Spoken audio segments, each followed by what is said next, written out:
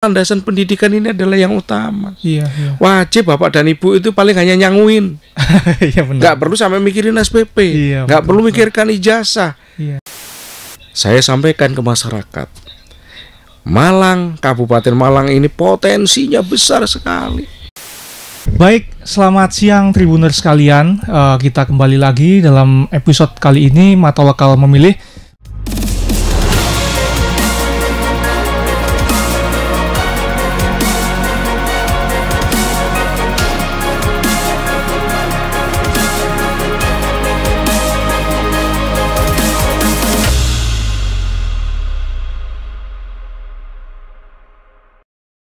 Bersama Sam Haji Mujiono SIP MPD MIC.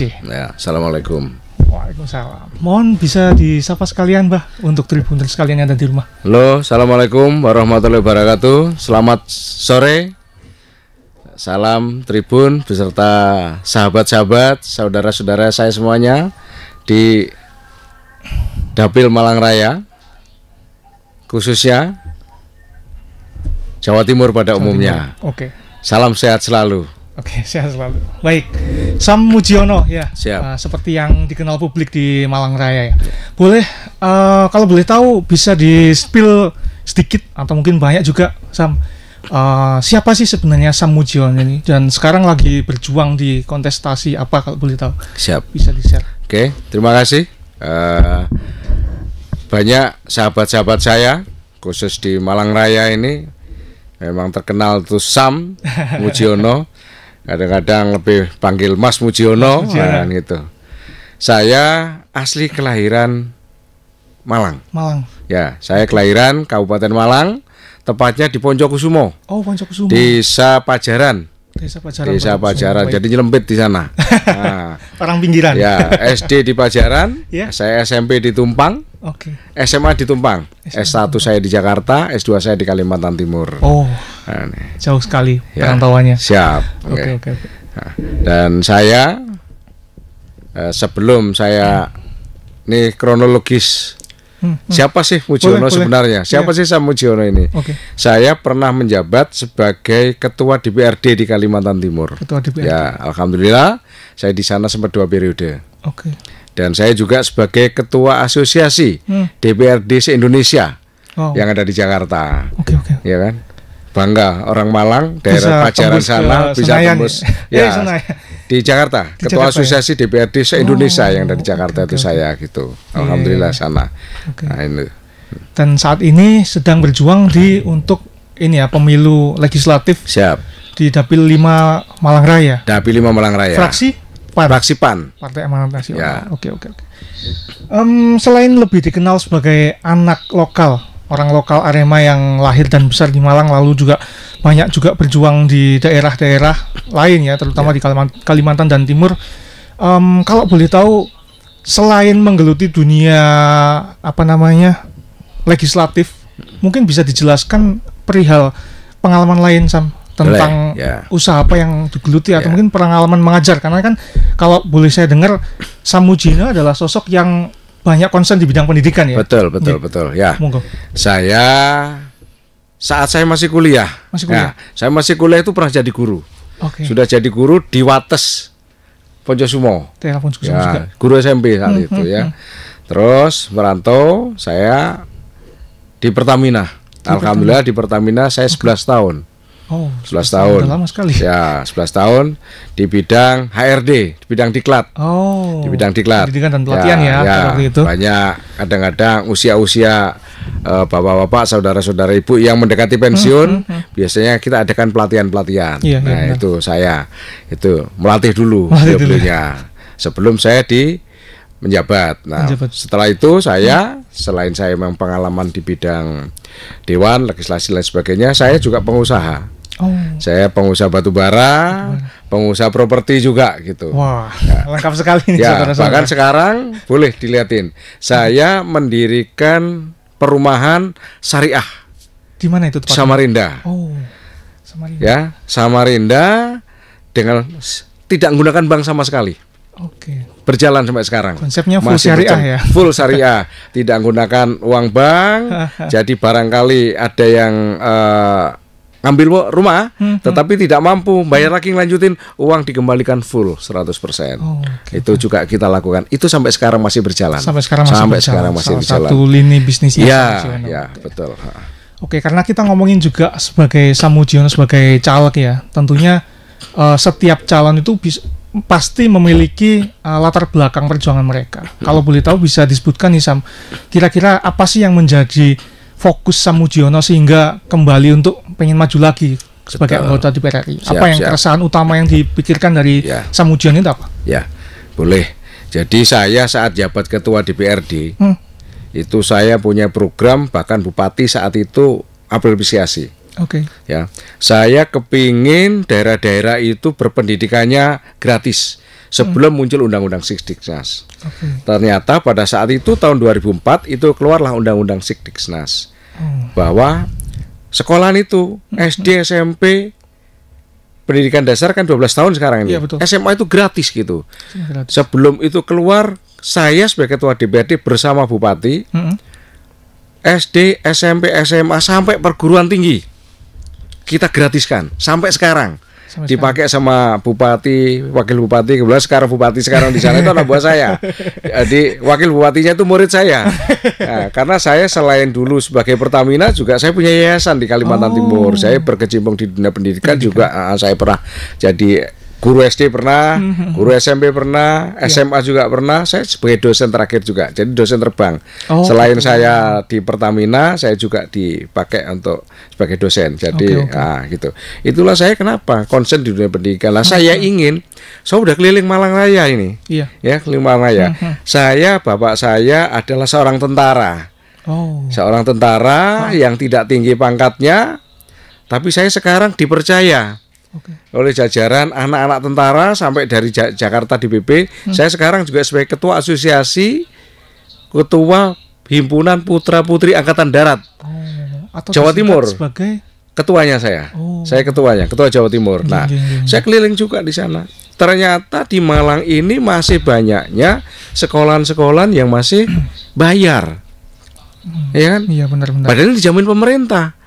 Guru-guru saya fokus juga pada guru PAUD, ya guru PAUD setiap saya temuin untuk hidup layak. Lah saya kepingin ini guru PAUD hidup layak, guru honor hidup layak.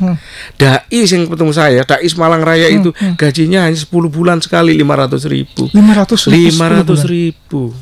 itu untuk bertahan hidup sepertinya nggak cukup. Inilah saya. Ya, selain saya untuk dunia pendidikan ini saya kepingin, memang dalam hati saya dan sumpah saya kepingin dunia pendidikan wis waktu nih Indonesia ini untuk menyongsong Indonesia Emas 2045. Kalau nggak dimulai dari sini, landasan pendidikan ini adalah yang utama. Wajib bapak dan ibu itu paling hanya nyanguin, nggak perlu sampai mikirin SPP, nggak perlu mikirkan ijazah. Saya keliling juga ada. Sampai orang-orang itu, Pak, Sam, Bah, saya nggak bisa ngambil ijazah anak saya. Ini real. Kenapa saya nggak bisa bayar SPP? Masih terjadi itu. Nah ini aku nggak, Bu.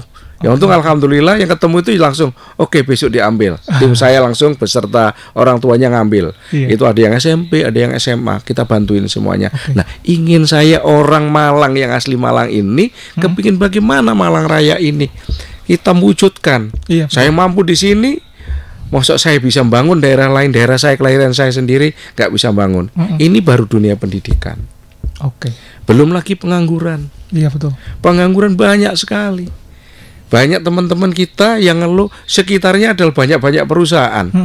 Ternyata mereka juga nggak dipakai, nggak bisa kerja. Betul, Pak. Ya kan?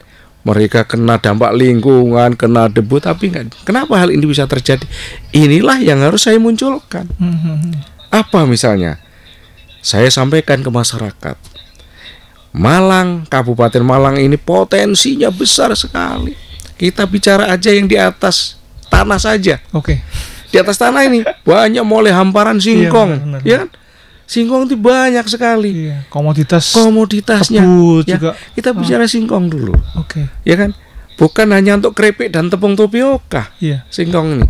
Ini udah biasa komoditas Indonesia.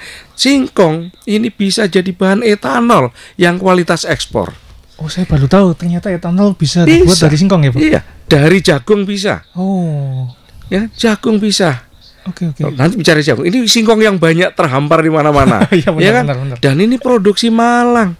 Kenapa tidak bisa ada industri yang besar di Malang? Sehingga kalau ada industri yang besar di Malang, maka akan muncullah penyerapan tenaga kerja. Ya. Nah, sebelum pejabat-pejabat bapak-bapak pemerintah memberikan izin untuk industri, memberikan izin untuk pabrik-pabrik berdiri, ada komitmen. Itu juga yang menjadi permasalahan di Kabupaten Malang atau mungkin daerah lain ya, Sam. Karena saya juga pernah melakukan riset di daerah Kabupaten Malang, ternyata juga demikian. Pabrik-pabrik industri yang berdiri di daerah kabupaten itu sedikit sekali atas upaya ini menyerap tenaga kerja lokal. Iya, ini yang harusnya diawali. Saya di sana juga gitu juga menciptakan banyak di sana sawit, banyak di sana batu bara. Kita bikin. Masuk Kalimantan bisa ini daerah sini nggak bisa. Malang dengan sumber daya manusianya handal. Iya, betul. Ya kan saya dulu dari HRD, ya kan? HRD siapa ini? Dari Brawijaya, dari mana? Dari UMM. Potensi sumber daya manusia handal di Malang ini. Iya, betul. Jadi ada komitmen. Saya dulu setiap ada industri, setiap ada pabrik yang berdiri tanda tangani dulu. Oleh pemerintah. Hei bapak-bapak, jika Bapak mau menanamkan investasi di sini, ya, saya beri kemudahan dengan catatan 80% wajib mengambil karyawan tenaga lokal yang ada di seputar ini. Iya. Kurang pengangguran, Mas. Betul. Kurang. Iya. Tapi memang dari awal, jangan begitu ada investasi wani piro lah. Ya kan? Itu mungkin kendala juga ya bagi investor atau pengusaha. Kadang juga banyak keluhan, Sam. Begini, karena Pak Jokowi selaku presiden selalu bilang bahwa come to my country, you invest your money here. Terus, tapi di sisi lain di lapangan banyak sekali izin-izin yang hanya sebatas ke dalam formalitas tertulis saja. Bagaimana Sam Mujiono menanggapi hal itu juga? Investor, itu bukan nilainya puluhan miliar, ratusan bahkan triliun yang akan investasi. Maka berilah kemudahan-kemudahan sebuah orang investor itu. Dua aja sebetulnya yang diminta para investor itu. Karena saya juga pengusaha, ya kan? Berhubung hanya dua aja. Satu, beri kemudahan perizinan. Kalau perlu, misalnya lahan dibantuin dengan yang standar harga. Yang kedua, kepastian hukum. Kalau masyarakat sekitarnya sudah diakomodir oleh perusahaan, diakomodir oleh industri, maka kepastian hukum untuk apa sih? Banyak demo. Iya, betul. Ya kan? Kalau masyarakatnya diakomodir, nggak akan ada demo. Percaya itu. Ya? Iya. Nah, ini yang harus betul-betul diutamakan sehingga betul-betul akan bagaimana kesejahteraan masyarakat ini akan terangkat. Pendidikannya wis gratis, masyarakatnya bekerja. Di mana masyarakat itu banyak pengangguran, disitulah kriminalitas tinggi. Berarti bisa sedikit disimpulkan ya, awalnya dari sebuah kriminalitas adalah penyebabnya tingkat SDM yang kurang tinggi, tingkat pengangguran, tingkat pengangguran yang tinggi. SDM belum tentu. Kadang-kadang banyak orang bicara SDM, banyak orang SD kaya. Iya, betul. Ya kan? Iya. Banyak profesor, banyak pendidikan tinggi, nganggur. Artinya tingkat SDM, ya kan? Tingkat SDM. Ya. Nah, ini yang harus ini kan. Nah, SDM itu terbawa oleh pada saat manusia itu lahir. Iya, benar. Itu SDM, IQ udah terbawa ke sana. Tetapi pola pikir beda dari latar belakang pendidikan, gitu. Seorang SD, seorang lulusan SMP, lulusan SMA, seorang profesor akan beda cara memandang cara mandangnya. Kalau orang kadang-kadang bicara ini HP, hanya seorang, ya betul HP Pak. Tapi kalau seorang profesor itu HP manfaatnya, aplikasinya apa, nah itu beda cara memandangnya. Tapi sumber daya manusia belum tentu. Betul. Orang yang nggak sekolah itu banyak yang kaya, banyak karena memang sudah lainnya. Sumber daya manusianya udah terbawa. Apalagi orang ini memang hebat dari lahir, ditunjang dengan pendidikan. Wah, inilah andalan-andalan bangsa. Bangsa akan maju, bangsa akan kuat di mana tulang punggung bangsa adalah pemuda. Apalagi didukung dengan infrastruktur bisnis yang bagus, kepastian hukum tadi ya, Sam. Iya, kepastian hukum itu utama, ya kan? Sehingga kuranglah pengangguran. Kalau ada pabrik aja, ada industri aja, kiri kanan jalan itu. Iya betul. Ya, kiri kanan jalan itu orang jualan nasi goreng, sembako laris kabeh 24 jam kalau bikin 3 shift. Iya benar. Dampak ekonomi naik. Iya. Pengangguran kurang. Iya kan? Apa sekarang? Tinggal kita. Tinggal kita. Makanya saya sering kadang-kadang berdoa, ya Allah, tahun 2024 itu mudah-mudahan dapat pemimpin-pemimpin yang amanah, yang betul-betul mengedepankan rakyat, yang betul-betul memang ingat kepada rakyatnya. Ojo kantongnya tok. Nah, ya betul itu. Nah, sekarang kita ketika ngomongin proyeksi janji seperti ini ya Pak Sam, kita tentu setiap calon legislatif itu punya program yang eksklusif ya, yang tentu kita merasakan keresahan dari masyarakat, kita akhirnya mengakumulasi sehingga kita membuat program. Nah, ketika nih Sam Mujiono misal nanti terpilih menjadi anggota DPR RI dari Dapil 5 Malang Raya ya, kira-kira concern utama apa yang ingin Sam Mujiono bawa ke Gedung Senayan nanti, terutama mungkin program atau mungkin usulan yang sangat spesifik di daerah Malang Raya atau Jawa Timur? Boleh ya. Jadi karena ini kontestan, ya kan, ini pilihan, ya kan. Kontestan tuh semua banyak janji, semua bisa punya janji, semua punya program, semua punya program, ya kan. Wes semuanya, pokoknya nanti kalau aku jadi aku akan begini, akan begini. Sudah berpuluhan tahun, puluhan tahun. Mereka kalau sudah dilali, ya kan, lali. Saya orang Malang bisa jadi ketua DPRD di sana, daerah orang. Kalau saya tidak komitmen, nggak akan mungkin jadi ketua asosiasi DPRD se-Indonesia, ya kan? Nah, banyak orang yang mengakui itu. Ini apa yang saya ucapkan harus saya lakukan. Salah satunya adalah dunia pendidikan dan kesejahteraan masyarakat melalui UMKM. Ya, ini adalah andalan saya. Ya, jadi pendidikan, kesejahteraan masyarakat. Seperti salah satu contoh yang saya upayakan, Malang ini banyaknya adanya perhutani. Daerah pemilihan itu banyak perhutani situ. Nah, sahabat-sahabat kita di sana berkebun kadang-kadang bingung. Ada munculkan sekarang sertifikasi. Iya betul ya, itu. Sertifikasi oleh PTSL. Nah, ternyata di salah satu pendaftarnya ada kuota. Saya sudah mengadakan walaupun belum jadi DPR RI karena saya juga dekat sama teman-teman kementerian. Saya sudah mengadakan rapat dengan Kementerian BPN. Sam Mujiono termasuk salah satu pelopor pembentuk PTSL itu. Ya. Nah, itu kita akomodir sekarang, nggak usah nunggu kuota itu kalau nggak dapat kan kuota ini kan dari kabupaten, kita dapat masukkan melalui anggaran Kementerian Tata Ruang gitu ya, Kementerian BPN, ada dananya itu, gitu. Jadi nggak usah khawatir, itu salah satu kita. Saya belum jadi DPR RI sudah melakukan, apalagi saya jadi. Yang saya sampaikan, yang saya sampaikan termasuk pendidikan, PAUD, honor-honor itu, ya kita maksimalkan, ya kan. Nah, termasuk saya sekarang sebagai pembina Poros Nusantara di Jakarta di DPP sana. Banyak sekali nih organisasi yang dipimpin. Ya, gitu, ya. Saya di sini, saya kenapa bentuk ke sana supaya link kepentingan masyarakat Malang ini betul-betul bisa saya mengakomodir. Orang baik ngomong tok lah, itu banyak orang yang pinter, tapi implementasinya piye, menjalankannya gimana? Semua program banyak orang buat program, apalagi caleg, pinter-pinter kabeh. Cuman bagaimana implementasinya? Ini baru bicara nasional. Anggaran-anggaran banyak sekali, sampaikah kepada rakyat kita? Ya kan? Itu benar. Walau sudah mau kampanye, uang rakyat kembali kepada rakyat apa? Pupuk aja susah. Ya, itu. Pupuk susah, itu realita. Saya ketemu. Gimana? Sam, gimana? Pupuk yang namanya subsidi itu nggak dapat. Yang nggak subsidi itu cari susah. Benar. Saya udah nelusurin. Saya sudah melakukan hal itu. Apa itu yang salah dari proses penyebarluasan pupuk? Ada sistem, ada beberapa hal. Makanya Pak Presiden kemarin juga, karena kita di poros sana sedang membangun pupuk yang ada di sana ditingkatkan.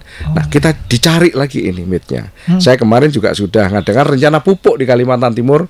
Kita akan MOP di Jawa Timur sini, sehingga Malang Raya insya Allah mudah-mudahan terpenuhi. Gitu. Ya gitu. Udah kita lakukan itu. Jadi nggak ngomong, harus kita lakukan, harus bisa gitu. Ya. Iya betul. Oke. Terus kalau gini, Sam, sorry. Sekarang pemilih dari golongan pemuda itu sangat mayoritas, boleh dibilang hampir 60% lebih ya, yang terbagi ke dalam golongan milenial dan Gen Z.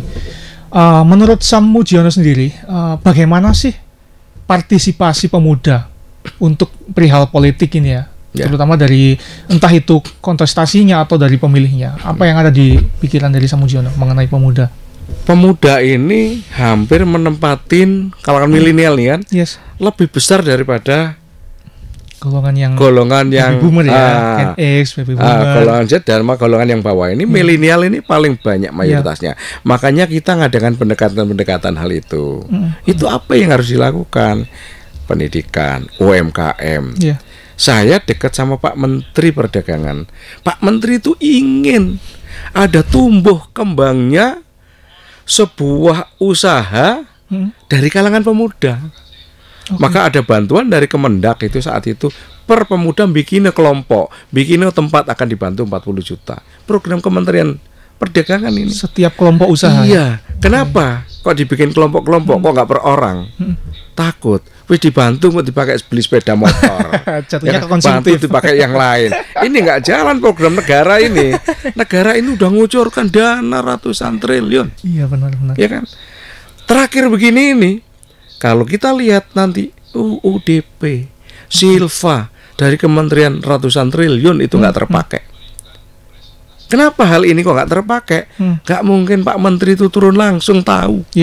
Ya kan? Nggak mungkin Pak Dirjen tahu langsung ke bawah. Nah, inilah tugasnya pemerintah daerah beserta DPR-DPR-nya. DPR RI ada, DPR di kota kabupaten ada, sehingga menyampaikan, oh di sana ke Menteri Perkebunan ada bantuan-bantuan bibit. Banyak Mas, banyak bantuan-bantuan itu. Cuman kita yang kadang-kadang nggak nyampe ke bawah, sehingga masyarakat kita di bawah nggak ngerti. Ya, banyak yang belum tahu. Padahal dana besar sekali. Pemerintah itu mengakomodir. Nah, putus di tengah jalan sampai ke bawah. Akhirnya apa? Rakyat merasa tidak pernah mendapatkan apa-apa. Padahal dana besar. Kenapa? Karena ada putus di tengah jalan. Nah, inilah harapannya, mudah-mudahan 2024 ini mendapatkan para pemimpin-pemimpin yang betul-betul amanah, yang bisa mengakomodir. Nggak ada muncul lagi kesulitan, ya kan? Nggak ada muncul lagi kesulitan masalah pupuk, bibit, ya kan? Apalagi masalah nggak bisa makan. Wajib loh. Saya ada Mas di Kota Malang ini. Di Kota Malang. Kota Malang ada keluarga datang di dalam forum histeris untuk makan besok nggak ada, sampai nggak adakan KTP untuk beli beras. Akhirnya saya bantuin untuk usaha, bukan untuk beli beras loh Bu, Pak. Ini untuk bagaimana modal Bapak untuk usaha. Alhamdulillah bisa, walaupun jalan sedikit-sedikit sampai nggak adakan KTP. Ini terjadi. Baru 1-2 yang saya ketemuin. Kalau betul-betul kita keliling Malang Raya berarti kan banyak ini. Banyak sekali. Banyak gitu. Mudah-mudahan ini harus hilang. Iya benar. Harus hilang. Ada dana BLT, ada dana sosial, ya kan? Banyak semua dari kementerian.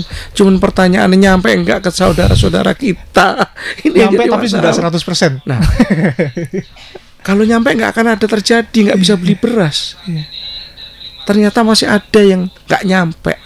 Nah, ini yang total masalahnya. Itu. Iya. Menarik sekali. Mungkin satu lagi Sam, menurut saya, karena kan ini ya, karena para wakil rakyat yang duduk di Senayan otomatis kan bisa disebut sebagai wakil rakyat. Iya. Tapi selama ini yang dirasakan oleh rakyat adalah anggota DPR, DPRD sing teko ya 5 tahun sekali, kurang lebih bahasanya seperti itu. Betul. Kira-kira apa nih nanti kalau Sam Mujiono terpilih, terutama untuk proses partisipasi aspirasi rakyat ya, Sam? Apa yang akan membedakan Sam Mujiono dengan para caleg-caleg lainnya nanti? Terutama proses itu tadi, penyerapan aspirasi. Itulah saya hadir. di Malang Raya ini. Karena saya kepingin sebagai contoh nantinya. Ya, banyaknya caleg-caleg ini, apalagi khusus DPR RI. Bapak-bapak saudara kita yang di bawah pernah ketemu mereka? Iya. Nggak ketemu. Jarang sekali. Iya kan? Nggak ketemu. Taunya hanya lewat partai, padahal nggak pernah ketemu. Lo nggak ketemu apa yang jadikan aspirasi? Saya, setiap kelompok mulai dari angkot, mulai dari UMKM, mulai dari grup-grup, semua ada nomor HP saya. Jadi ada di dalam grup, ada angkatan darat, grup angkatan darat, ada pepabri, ada grup. Angkot Batu, angkot Tumpang, angkot Kota Malang, semuanya ada nomor saya sehingga dapat komunikasi setiap saat. Nah, saya turun misalnya kayak ke Bantur, di Bantur ada grup saya. Poncosumo ada grup saya. HP tahu sendiri tidak akan mungkin bisa berubah. Nah, kenapa kok saya munculkan SAM? Saya ingin menjadi sahabat saudara-saudara saya semua. Allah wis ngasih cukup rezeki aku. Ya, saya kepingin bagaimana yang daerah kelahiran saya ini betul-betul ada perubahan. Semua orang bisa bicara, semua bisa, apalagi caleg pinter-pinter kabeh. Realita nantinya kayak apa? Boleh itu dicatat. Ya, boleh dicatat. Akan ada perubahan-perubahan yang seperti itu. Karena saya hanya untuk bagaimana saya bisa membantu, bisa menjadi contoh sahabat-sahabat saya. Itu hanya kepingin jadi DPR RI, nggak lain. Saya udah lama nggak mau itu. Ya, saya kepingin di sana gitu, ingin merubah ini, merubah supaya betul-betul dana APBD, pokir ada, kota kabupaten, pokok pikiran rakyat yang wajib diberikan kepada rakyat yang dibawa oleh DPRD kota kabupaten dan provinsi. Setiap tahun ada.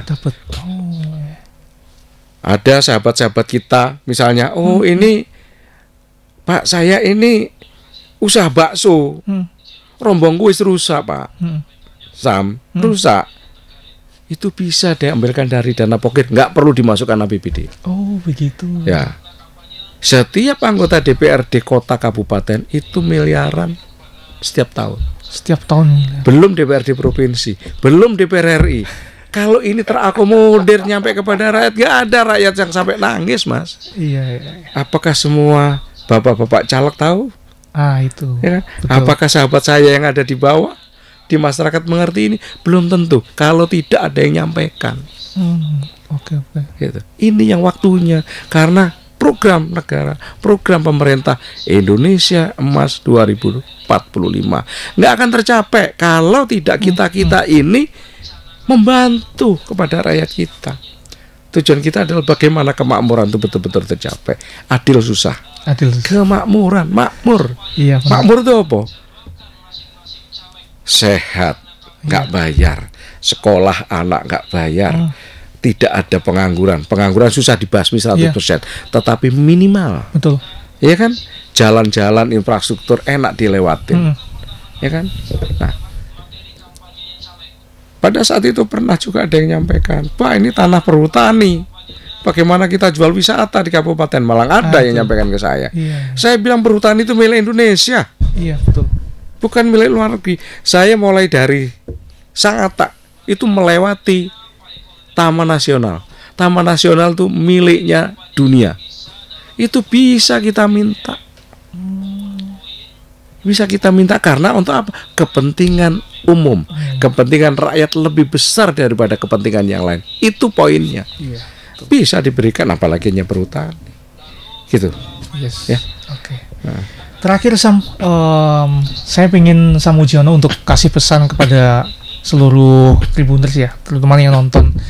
Kasih pesan untuk kira-kira bagaimana sih Anda sekalian bisa menemukan dan akhirnya memilih calon-calon pemimpin, baik itu caleg ataupun kepala daerah ataupun presiden yang baik dan amanah. Makasih sahabat saya semuanya, saudara saya semuanya, khusus Malang Raya dan Jawa Timur, ya, Jawa Timur. Jadi pesan saya 2024 tidak lama lagi, 14 Februari. Mari kita jaga pemilu dengan aman dan damai. Jangan saling pecah belah, jangan saling permusuhan. Itu yang pertama. Rakyat kita saya yakin sudah pintar semuanya. Seperti tak sampaikan tadi, jangan beli kucing di dalam karung. Kalau mau diminta dijoblos, kalau mau jadi kenalono. Iya. Mengenali orangnya. Kalau sudah mengenal orangnya, tahu oh ini si A si B. Jangan melihat cantiknya, jangan melihat gagahnya, jangan melihat jeleknya, ya kan? Melihat apa benar yang disampaikan ini betul-betul terrealisasi. Sehingga nantinya betul-betul rakyat kita, masyarakat kita menikmati hasil daripada pemilihan umum yang setiap 5 tahun sekali. Betul. Nah, ini yang perlu saya sampaikan. Udah masyarakat udah cerdas semua. Mari kita songsong 2024 ini dengan damai. Masyarakat sudah bijak, termasuk pemilihan presiden. Presiden kita tahu semuanya, ada 3 presiden. Mari kita pilih dengan yang paling baik di antara yang baik. Beliau-beliau adalah putra bangsa yang baik, tapi ada satu yang terbaik untuk bangsa. Ya kan? Nah, ayo kita songsong itu, kita kedepankan itu, sehingga betul-betul nantinya presiden kita juga akan amanah. Ya kan? Kan kita cari yang amanah ini. Kalau presiden yang nggak amanah, diatur partai-partai, bagaimana? Ya kan? Nah, jangan partai ikut campur, presiden ngikutin partai. Betul, ini ya, presiden harus tegak lurus untuk rakyat. Wakil presiden tegak lurus. Jangan partai masuk di sana. Kalau partai masuk di sana, kepentingan partai lebih utama daripada kepentingan rakyat. Nah, ini pesan saya. Ya. Terima kasih. Salam sehat selalu. Selamat siang, selamat sore. Sama-sama. Terima kasih Samudjono atas kehadirannya di studio kami. Semoga kita bisa menjadikan negeri kita tercinta sebagai negeri yang lebih baik ke depannya setelah pemilu 5 tahun ini. Amin.